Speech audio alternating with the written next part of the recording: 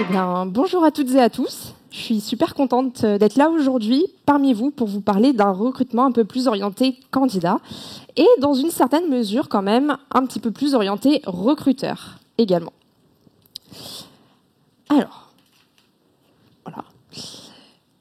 Alors, vous l'avez compris, on aime bien ici les petits sondages à main levée, donc encore, c'est pas très original. Et maintenant, vous êtes plein d'énergie. Je vous ai vu, je vous ai entendu, donc vous pouvez pas prétendre que c'est pas le cas. On va commencer par un petit sondage avec 2 petites questions très rapides. La première, ce serait, j'aimerais savoir combien de recrutements vous devez réaliser par an. Quels sont vos objectifs de recrutement?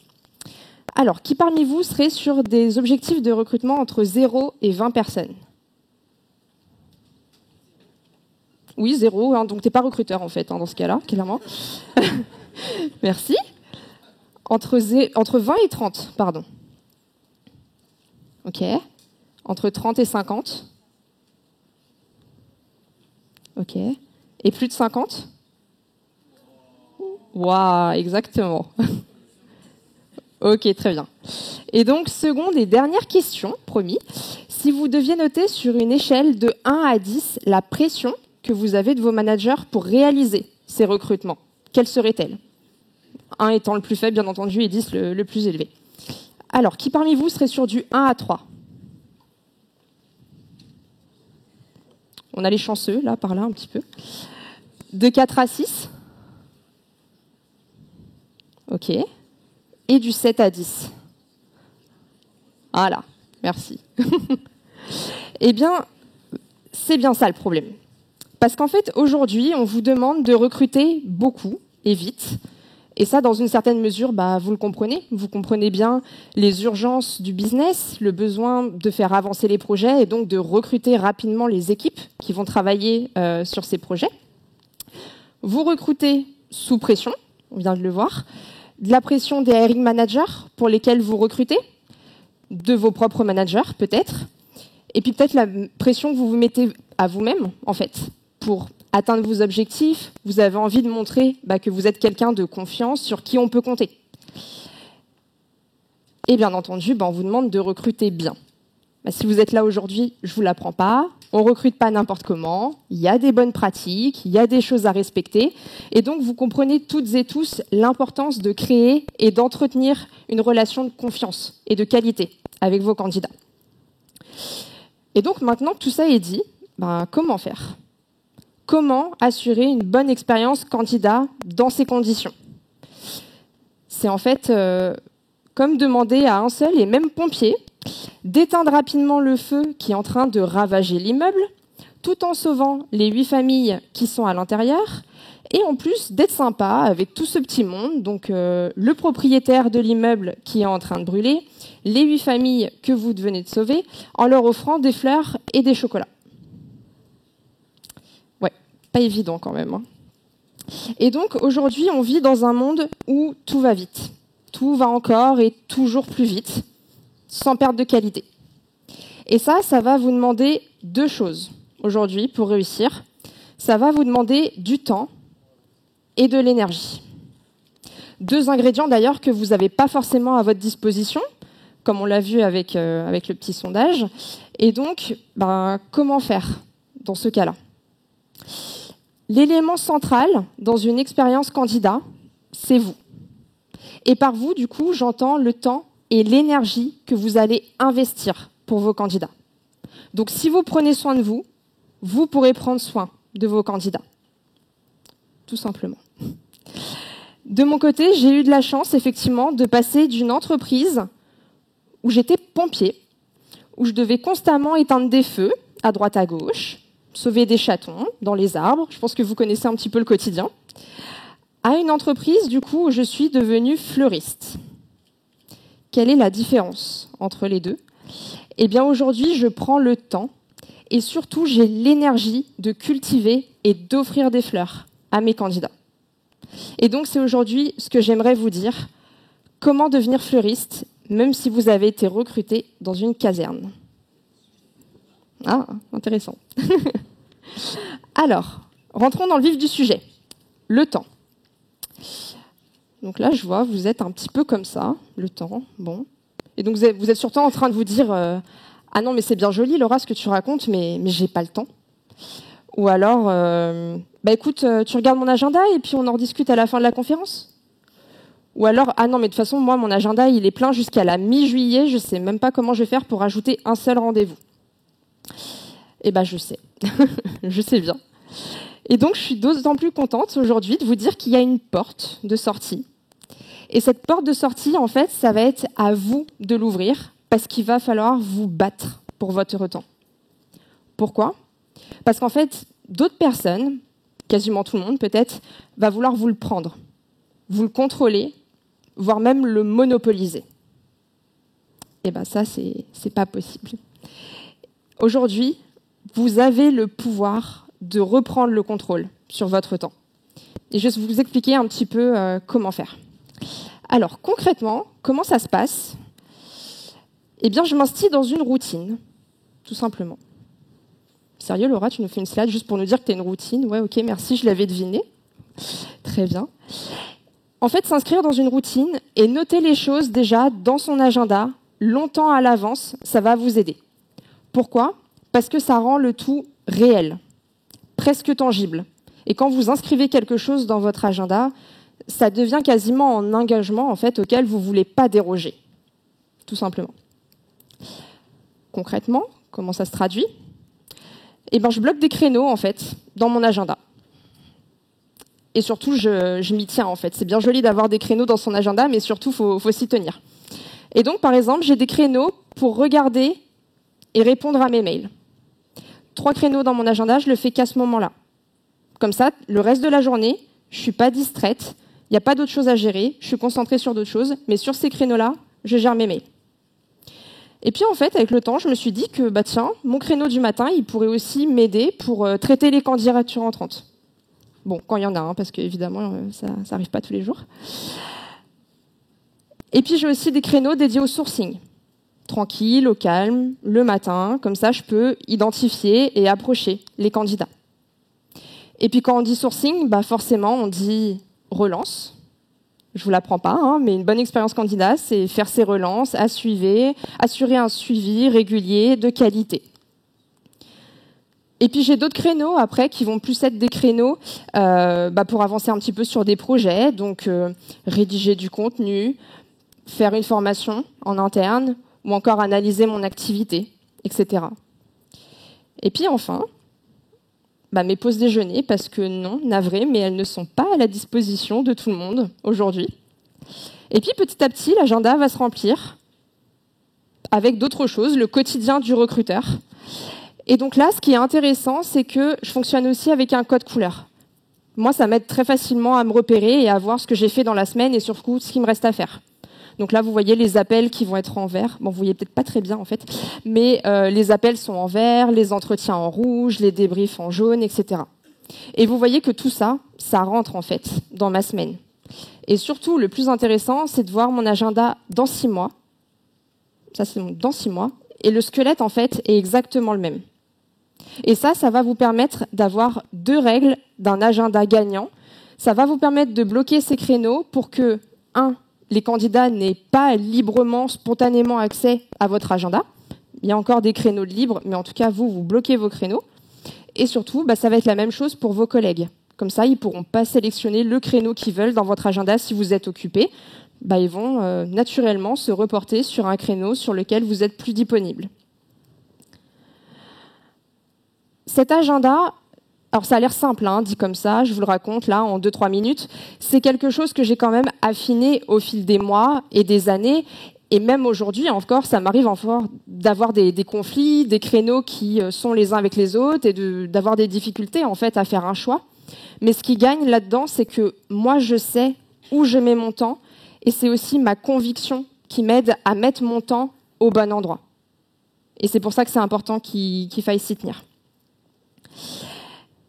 Et l'autre chose, c'est que une fois que ce temps il est bloqué, ça va me permettre 3 choses, ce que j'appelle un petit peu les 3 C. La première chose, ça va être comprendre. Comprendre quoi ? Déjà comprendre les métiers pour lesquels je recrute. Sur mon équipe, nous on recrute sur des métiers plutôt tech, et donc avoir ce temps Si j'avais pas en fait ces créneaux bloqués, je ne pourrais pas dédier de temps à comprendre les métiers sur lesquels je recrute, les technologies, les approches, les méthodologies, etc. Donc nous, on a passé du temps avec les équipes en interne pour vraiment comprendre tout ça et s'imprégner. S'imprégner également de leur vocabulaire. Qu'est-ce qu'ils utilisent? Comment ils parlent? Qu'est-ce qui fait sens en fait dans leur quotidien? Et toutes ces choses qu'on peut accumuler, nous, ça nous permet d'être encore plus crédibles auprès des candidats. Parce qu'on connaît le métier, on connaît les contraintes, on connaît le langage, et donc on se positionne vraiment d'égal à égal avec les candidats. Et enfin, ça permet de comprendre les candidats. Pour vous donner une petite idée, ces derniers mois, je réalisais à peu près entre 5 et 6 appels téléphoniques par semaine. Chaque appel dure 45 minutes. C'est un peu long, 45 minutes. Mais ces 45 minutes, elles sont dédiées à quoi? Eh bien, elles me permettent de rentrer plus en profondeur dans les sujets avec les candidats. Donc, on va aller au-delà du CV/profil LinkedIn et des mots-clés qui sont dessus. Mais on va vraiment essayer de comprendre ce que fait le candidat, ce qu'il recherche, quelles sont ses motivations, qu'est-ce qu'il veut peut-être pas retrouver, d'ailleurs. Et donc, en creusant ça, on crée vraiment une bonne relation et une relation de qualité avec les candidats. Et ça m'amène à mon deuxième C, le coaching. Sans les créneaux qui sont bloqués dans mon agenda, je ne pourrais pas bien coacher mes candidats. Il n'y a pas besoin de énormément de temps en fait pour pouvoir coacher les candidats. Ça peut être des choses très bêtes. Par exemple, chez Miracle, nous on leur envoie en fait des documents pendant le process de recrutement pour leur expliquer par exemple ce qu'est Miracle, qu'est-ce qui fait la différence dans le process de recrutement, leur parler un petit peu des valeurs, etc. Et puis un petit peu plus tard, on leur donne également un autre document qui va détailler encore plus le process, les valeurs sur lesquelles on recrute, leur présenter la méthode STAR, via laquelle ils sont également évalués, etc. etc. Ces documents, on a mis 3-4 heures à les faire. Donc oui, c'est un investissement, mais après, une fois qu'ils sont créés, vous les mettiez en pièce jointe de vos mails. Donc soit ça fait déjà partie de vos templates de mail, donc ça met 0 secondes en plus à envoyer au candidat, soit vous le faites à la main et ça vous prend quoi 3-4 secondes. En attendant, lui, le candidat, il reçoit énormément d'infos intéressantes pour lui. Voilà, donc ça c'était un petit peu les documents qu'on envoie. Et la deuxième chose, ça nous permet aussi de dégager un petit moment pour les briefer avant les entretiens finaux. Donc en fait, c'est un petit Zoom qui va durer 15-20 minutes où on leur représente un peu le process de recrutement, là où ils en sont, ce qu'il y a encore à venir, leur présenter un petit peu nos attentes, les valeurs, et enfin vraiment refaire le point un petit peu avec eux, et encore une fois se mettre sur cette position d'égal à égal avec eux pour les accompagner au mieux. Et ça, c'est vraiment un moment privilégié qu'on a avec les candidats, parce qu'on n'est pas du tout dans cette posture d'évaluation, de jugement, etc. Mais on se positionne vraiment comme un coach où on les accompagne en fait au quotidien dans ces process-là. Eux, ça les rassure et ça fait vraiment un binôme gagnant entre le recruteur et le candidat. Et donc le troisième C, la confiance. Parce que forcément, quand on parle de bonne relation, c'est aussi basé sur une relation de confiance qui elle-même est basée sur le respect et l'humain. Tous les candidats chez Miracle ont un retour de notre part, qu'ils soient positifs ou négatifs, peu importe l'étape à laquelle ils ont un retour de notre part.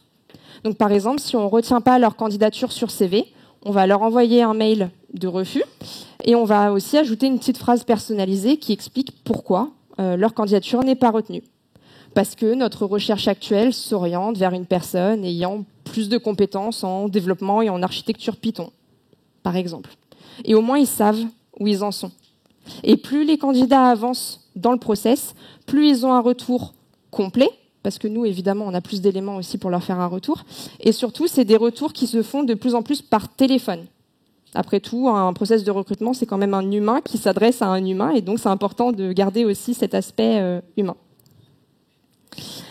Alors, l'idée dans tout ça, c'est surtout que vous puissiez appliquer ce qui vous correspond et ce qui vous ressemble. Donc, peut-être que c'est ça, peut-être que c'est pas ça, mais en tout cas, ça doit refléter, vos convictions. Si vous êtes là aujourd'hui, vous avez cette conviction qu'un recrutement plus orienté candidat, c'est essentiel. Vous pouvez vous baser là-dessus ou pas. Mais en tout cas, essayez. Essayez.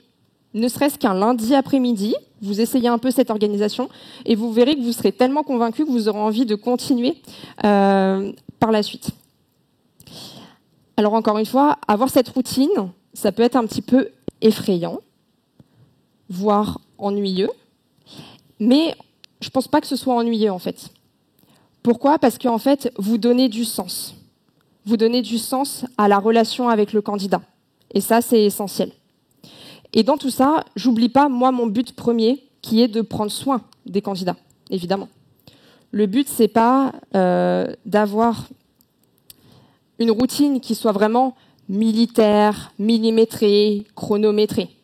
Parce que vous imaginez un soldat à qui on dit de partir en guerre, il va pas nous dire « Ah mais non, désolé, il est 7 heures du matin, je dois lustrer mes bottes, puis après je dois faire mon lit, puis après je dois préparer mon sac pour aller faire mon petit trek de 50 km avec 20 kilos sur le dos, et puis après je suis de corvée de pommes de terre aujourd'hui, et puis je dois conquérir l'univers avec Dark Vador, bla bla bla bla. »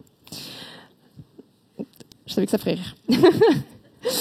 Non, évidemment, vous pouvez aussi garder, bien entendu, une marge de manœuvre et de la flexibilité, parce qu'encore une fois, votre but premier, c'est de répondre aux candidats.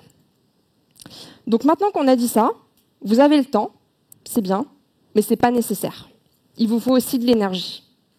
Si on revient sur l'image un petit peu du fleuriste, dont on parlait tout à l'heure, un fleuriste qui n'a pas d'énergie ne pourra pas vous faire un beau bouquet, même s'il a tout le temps du monde devant lui. C'est pas assez. Et donc, c'est là où, en fait, entre l'enjeu un petit peu autour de l'énergie. Parce que l'énergie, ça se crée, ça se développe et ça se partage. Et si vous cherchez un petit peu autour de vous, vous trouverez énormément de sources d'énergie qui sont autour de vous. Il suffit de regarder et de piocher. Par exemple, en entreprise. Nous, chez Miracle, on a la chance d'être des recruteurs qui sont vraiment considérés en fait par les équipes, par le management, et donc on a vraiment une position un petit peu stratégique. Tout le monde en fait comprend l'importance du recrutement, l'utilité, et donc il y a même beaucoup de personnes qui participent au process de recrutement, que ce soit bien évidemment les managers qui vont recruter leurs équipes, mais aussi des personnes qui se portent volontaires pour participer au process de recrutement. Et donc tout ça en fait, ça nous donne vraiment de la valeur en tant que recruteur, de voir qu'il y a autant de gens qui sont investis, qui comprennent les urgences et qui essayent de comprendre aussi vraiment notre quotidien.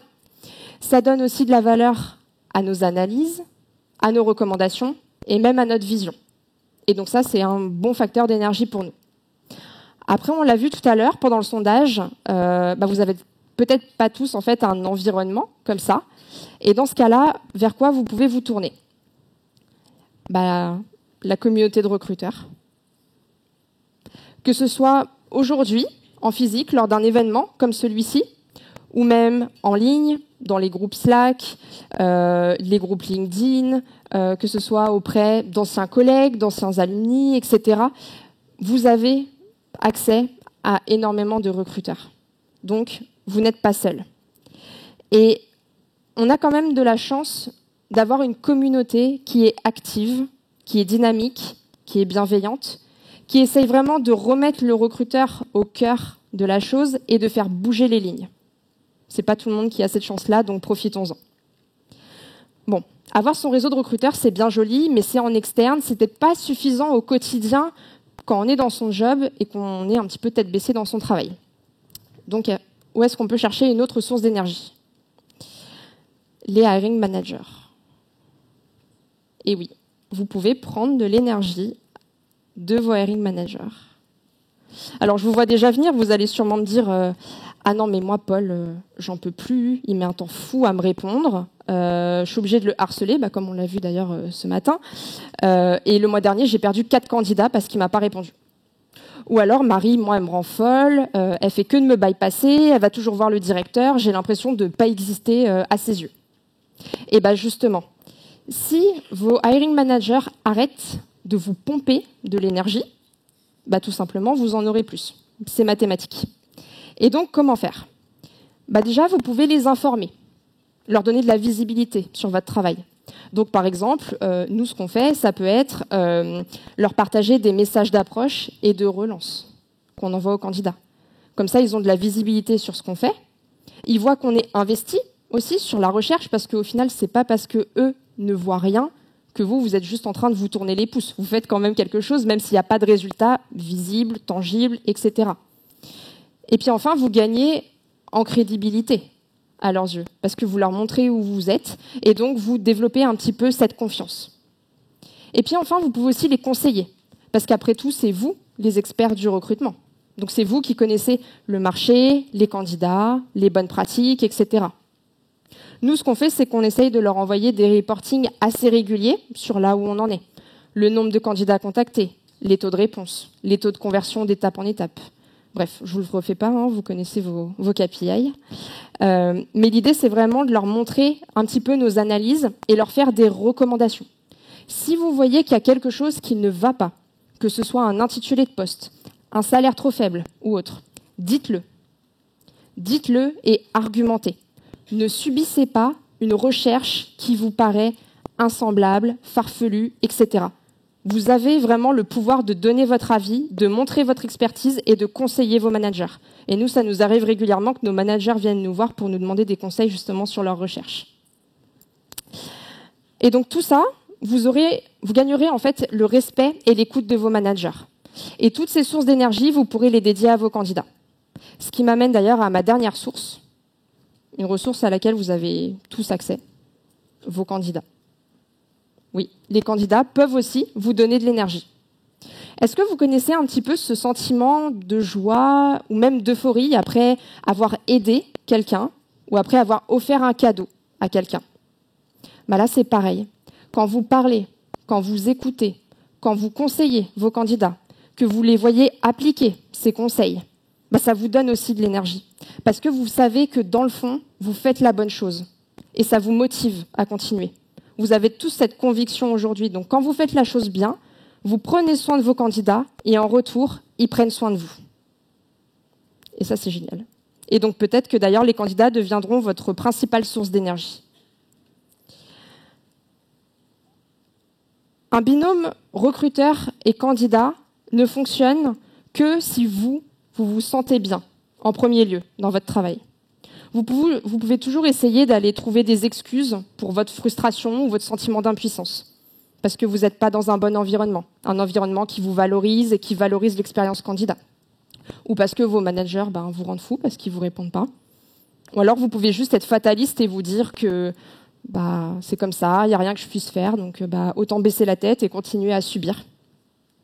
Ou alors, vous pouvez regarder autour de vous et faire face à une réalité où vous avez le pouvoir et même le devoir de reprendre le contrôle sur votre temps et de pouvoir vraiment mettre des limites et dédier ce temps à une bonne expérience candidat. Et vous avez aussi le devoir et le pouvoir de vous redonner en fait de l'énergie. Parce que sans énergie, il n'y a rien. Et donc, si vous avez de l'énergie, vous pourrez la donner à vos candidats et atteindre vos objectifs. Juste pour vous donner quelques chiffres, pour vous montrer que ça marche. Quand je vous demandais tout à l'heure vos objectifs de recrutement, personnellement, je dois réaliser 20 recrutements par an.